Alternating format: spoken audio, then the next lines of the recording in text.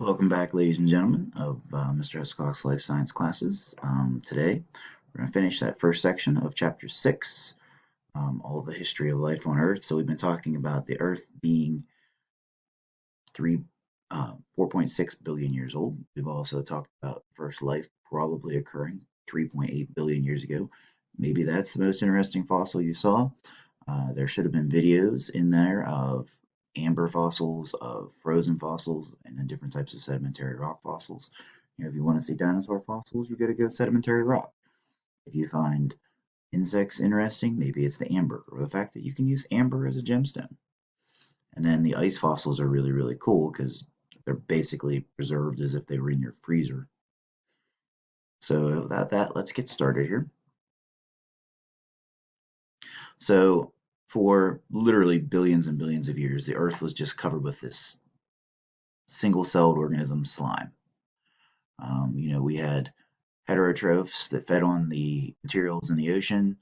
They gave rise to the autotrophs that were photosynthetic. The photosynthetic autotrophs eventually made oxygen.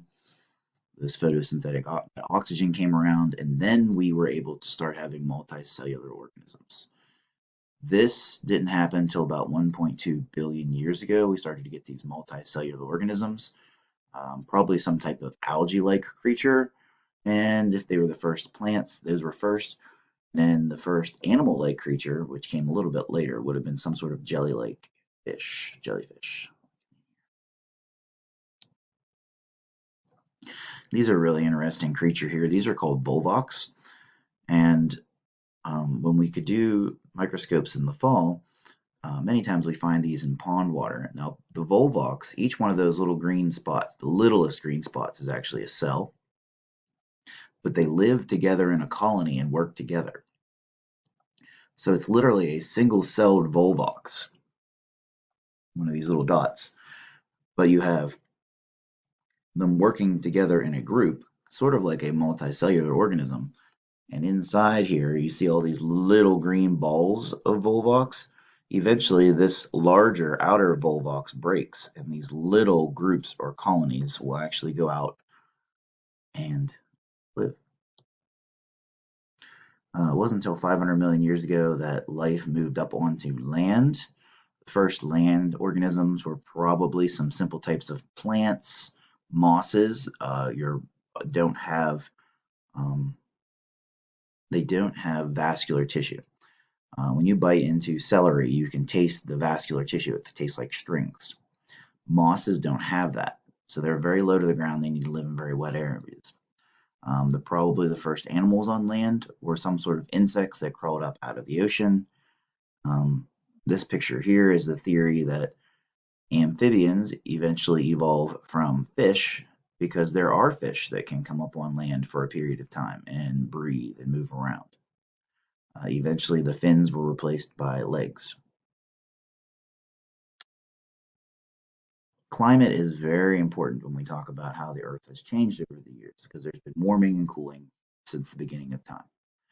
And when the Earth cools, you have to adapt to a cooler climate. And when the Earth is warm, you better be able to handle the warmer climate. We can get a lot of this information by rocks because certain elements are more common in the air during warmer times.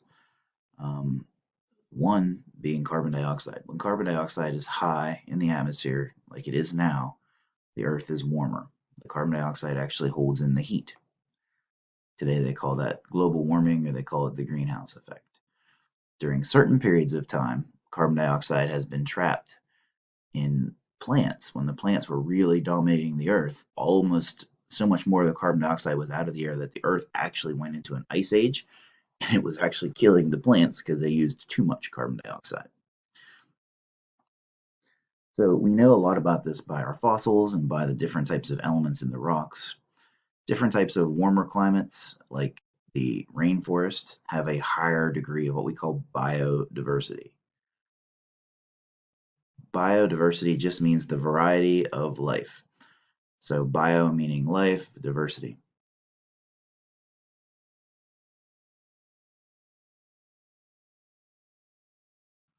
There have been lots of mass extinctions. In fact, I have an activity that we'll do later on it. The two big ones, the biggest mass extinction was not the dinosaurs. There was one called the Permian Extinction. And a lot of scientists refer to this as the Great Dying. They estimate maybe 90 to 95% of the Earth species died off. So literally, if you could write 100 species on the chalkboard, now cross off 95, that's all that's left. Based on what most scientists agree, there were a bunch of big volcanoes that erupted. They lit some coal beds on fire, and the coal caused all of this sulfur in the air, and then it caused a huge ice age after that. The Cretaceous is the most famous. This happened 65 million years ago, which in the time span of the Earth really isn't that far away when you're talking about billions and billions of years. 65 million years ago isn't that far away. This Cretaceous extinction is the one that killed off the dinosaurs. It was not called the Jurassic period. The Jurassic period was actually not when most of the dinosaurs were, it was the Cretaceous. More than half of all species on Earth went extinct, and they think it's because a super asteroid, one the size of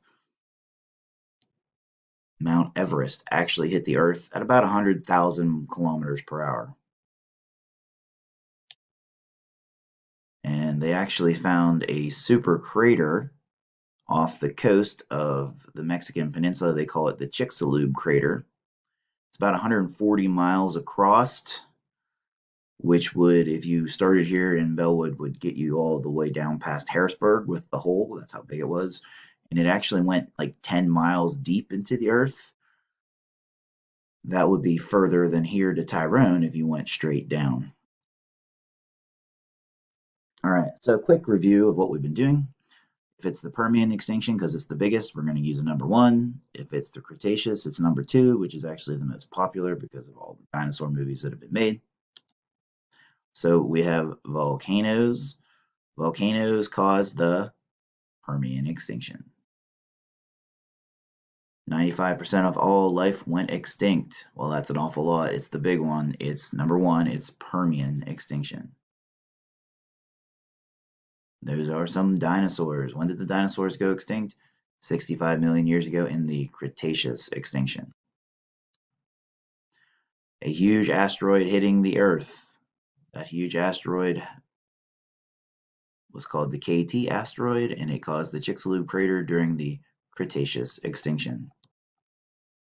248 million years ago, that is the Permian extinction.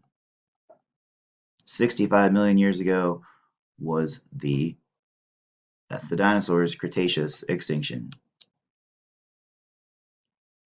Although the Cretaceous extinction was terrible for the dinosaurs, it was really, really good for you and I. Because fossil records show that when the reptiles that ruled the Earth were basically gone, new species evolved very, very quickly. Now that's called adaptive radiation. Once the dinosaurs and all of those large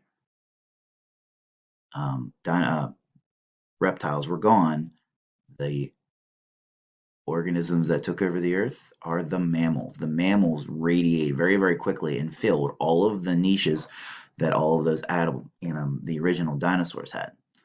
And luckily for us, we are the dominant mammal, and humans dominate the Earth today. And if you haven't seen the Jurassic Park clip, nothing funnier than watching people run away from a T-Rex before they get eaten, even if they hide in the outhouse.